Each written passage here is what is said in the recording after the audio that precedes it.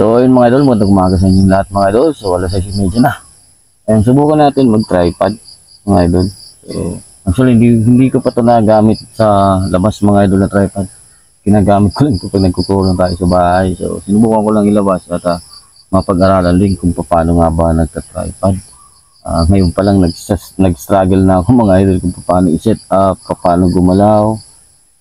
Kasi hindi tayo free na gagalaw-galaw kasi may mga kailangan pa natin i-adjust dito o i-loosen para ibang angle mo yung unit mga idol. So hindi ko alam kung anong kailangan natin dito na maganda siguro meron tayo dito accessible na knob na maganda ganyan kasi ito maliit lang. So pero okay naman saka malaki siguro na ball bearing, ayan, para mas matigas or bigat lang talaga yung unit natin. Ito nga, open yung kura ko mga idol. Subukan ko lang kung mayroong mababa dito. Bagong tanim na mani ito mga idol. Actually mga ano na to, 4 na araw na. So ayan, sana huwag tayong ulanin muna mga idol. Stay tuned lang, sana ay palarin tayo. Tatawag tayo ng spotted. Unang dapo.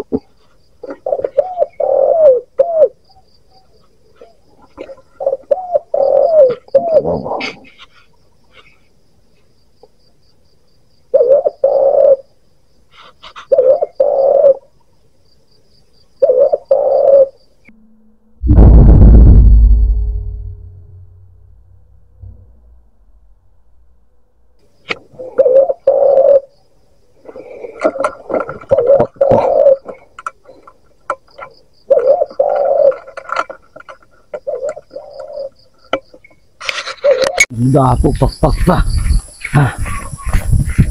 Ayan, dito pa yung isa. Babalik yan. Huli natin yung isa. Doon. 50 chance.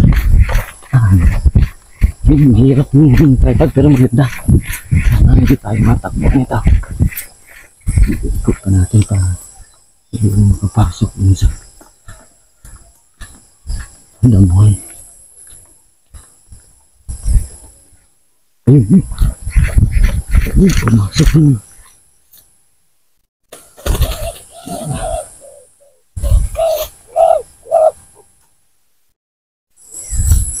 Sana tayo unang putok.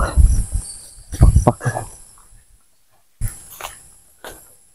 Huwag ulan mga idol, wala tayong bubong. Maganda yung tripod mahirap lang.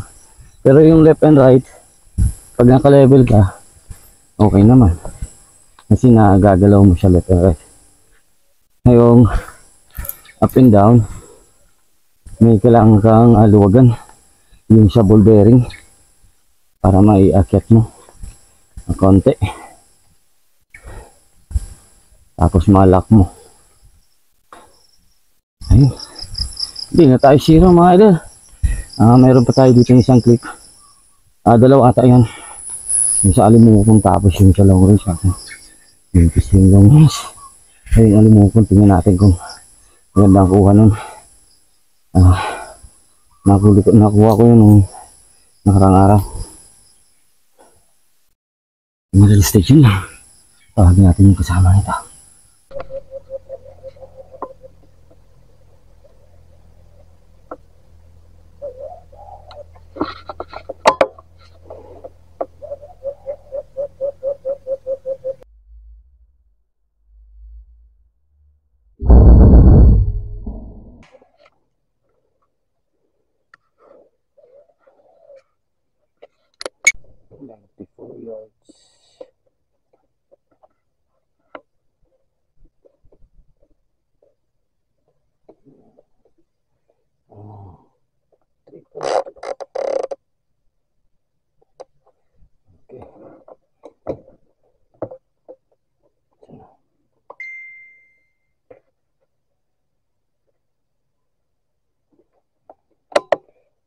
Point two, ayan, left to right,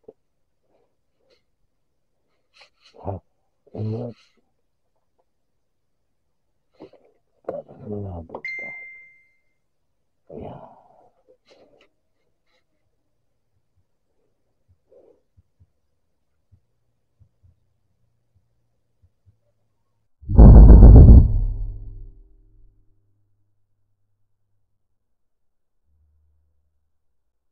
Hmm?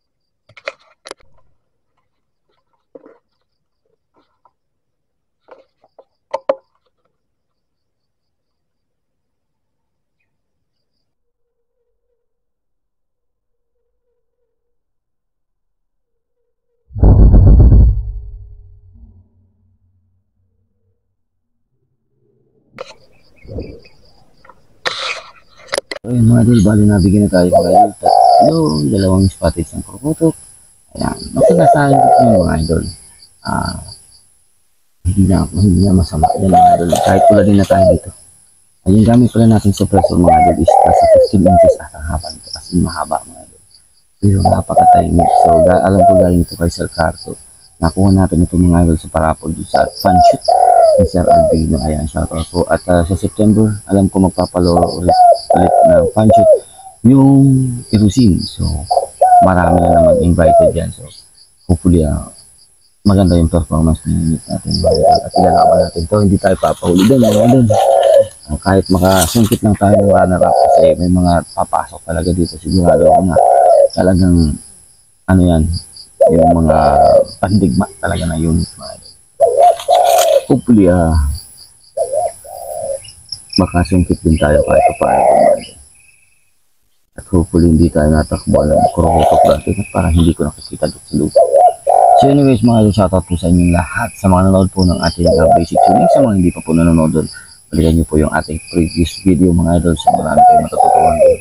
Siguro kahit may alam ka na mga idol, para meron kang tips doon mga idol. Mahaba lang siya pero baka meron ka pang makuha doon tips para mas gumanda pa yung iyong patama mga idol. So ayan, sa mga nagtatanong sa atin bakit resize natin yung ating pellet mga idol, or alin na mas maganda, resize o hindi, so kayo na po makakasagot mga idol. Depende po yan sa gamit yung barrel mga idol. Saka may purpose po tayo bakit resize natin yung mga pellets natin. May purpose po tayo dyan kahit imported man yan mga idol. Kung kailangan kong i-resize yan mga idol, i-resize yan. Ayan mga idol, sana may dumapo pa at malagyan tayo dito mga idol at mayroon tayong maiuwi man yan mga idol. Kahit pang deep fry mga idol. Okay. Stay chill lang.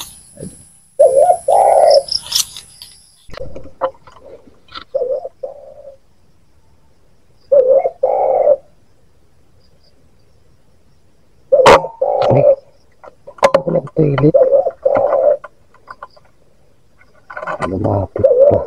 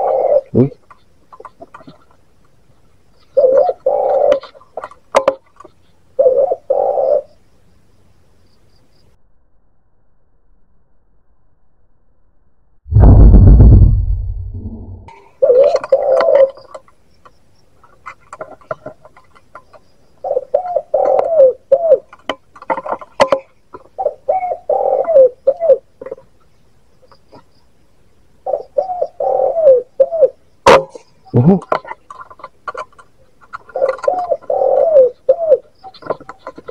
magpala.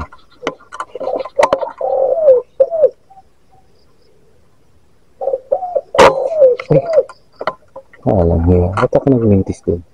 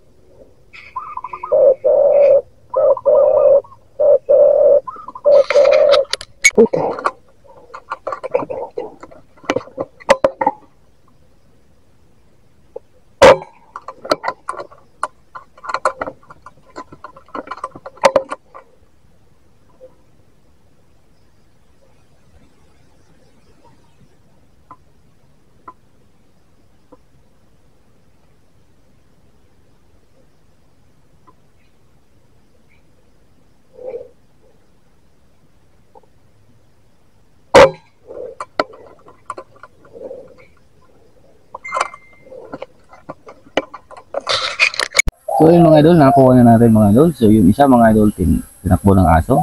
So -1 tayo ng spotted. Ayan mga idol. And itong nakuha ko 11, yung nandito sa tabi ko. Yung pan-12 natin, dapat 13 yan.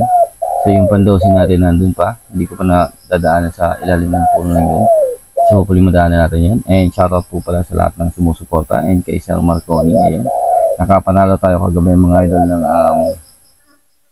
isang snow peak na unit mga idol, regulated inline reg, parang tube type siya mga idol. So hopefully makita natin yun and unboxing natin, and hope baka iparaffle ko din ulit yun mga idol. Tingnan natin, then may parating ako mga idol mga scope. So sa interested doon, abangan nyo po yung unboxing natin. Siguro hindi ko yung mga idol ito-test na sa unit, ito-test ko lang siguro yung image nya, yung paano silipin yun mga idol, then torrents, yung typical unboxing lang mga idol. Kasi pag may ginamit natin sa unit yung mga idol o ano, baka sabihin naman ano natin tawag nito second hand. So brand new yun mga idol, parting na mga idol. Inaantay-antay lang natin. Akala ko nga ngayon darating yun, so baka bukas mga idol, Lunes. So yun mga abangan natin. Then pag na-ship na yun ni Sir Marconi, abangan din natin yun mga 3 to 5 days mga idol. At i-unbox din natin yung snow peak na yun mga idol. So kung interesado kayo dun, baka ibenta ko yun mga idol. Mura lang sa inyo mga idol. So PM nyo ako mga idol at usap tayo sa presyo. Ayan. Then, ayan, ito yung unit natin. Ayan, shoutout po kay Sir Ronski. Ayan, siya po ang gumawa nito. 3D printed na buttstock. So, magaan siya. Mga idol, maganda. Adjustable ito. Pero ito, hindi po. Ito hindi po adjustable. So, naka-fix ito. So, ito lang yung adjustable niya. Pero sakto po yung chickrest ko. Dito mga idol sa ating scope. So, pag nagsisilip tayo, saktong-sakto yung chickrest. So, napakaganda at napaka-steady. Walang alog din mga idol. So, ayan, shoutout po sa inyo, sir. Thank you. So, kung gusto nyo PM sir, lalagay ko yung kanyang Facebook. Ayan, tingnan nyo. At search nyo sa inyong Facebook at message nyo lang si sir. Tanong nyo lang kung magkano yung ganito. Umuro lang yung ganito. So, napakaganda na at magaan. Medyo magara pa. Mas maganda dito kung hindi ito itim. Mga idol, hindi itim. Para medyo may dating kita yung kulay mga idol. Ayan. Maraming sa nagpalagay din tayo dito. So nakalagay dito yung pangalan natin mga idol. Naka-engrave yung pangalan natin dito mismo. So ayun. Thank you. Shoutout po sa inyo lahat. Hanggang dito lang. Take care. God bless.